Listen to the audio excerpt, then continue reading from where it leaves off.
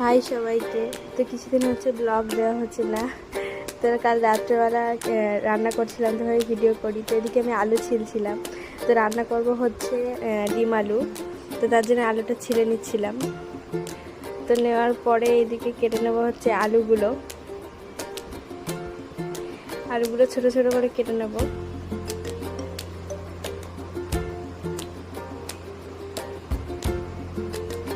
নেওয়ার পরে এদিকে ছিঁড়ে রেখেছিলাম পেঁয়াজ, তো সেগুলোই কেটে নিচ্ছিলাম।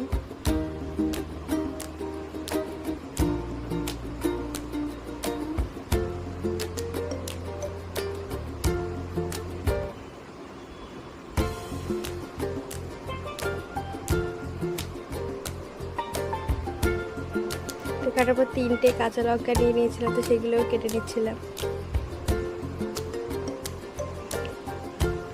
কাটার পরে এদিকে বসিয়ে দিয়েছিলাম কড়া। তো তেল দেওয়ার পর তেলটা গরম হওয়ার পর দিয়ে দিয়েছিলাম তেজপাতা।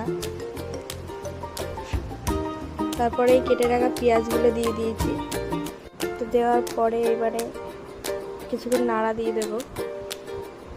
তো নাড়া দেওয়ার পর লাল লাল হয়ে যাওয়ার পর কেটে রাখা আলুগুলো দিয়ে দিলাম। তো সেগুলো নাড়াচাড়া করছিলাম, কিছু ভাজা ভাজা করবো আলুগুলো।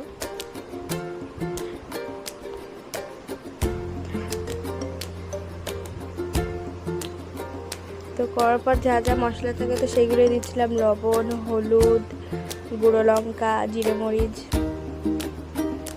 তো সেগুলোই দিচ্ছিলাম।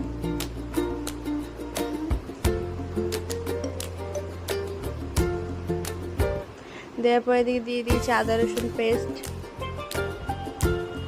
ভালো করে নাড়াচাড়া দেবো।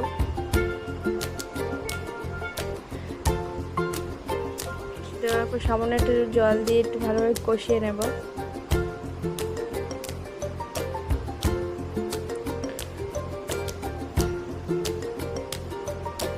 তো দিয়ে দিয়েছিলাম 2টো এলাচ।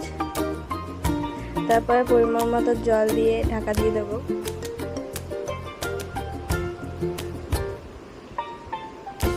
দেওয়ার কিছুক্ষণ পরে দেখবো আলুটা সিদ্ধ হয়েছে কিনা, তো সেটাই দেখছিলাম। দেওয়ার পর ওইদিকে আমি ভেজে রেখেছিলাম আগে দিয়ে ডিম ভাজি, তো সেইগুলো এতে দিয়ে দেব।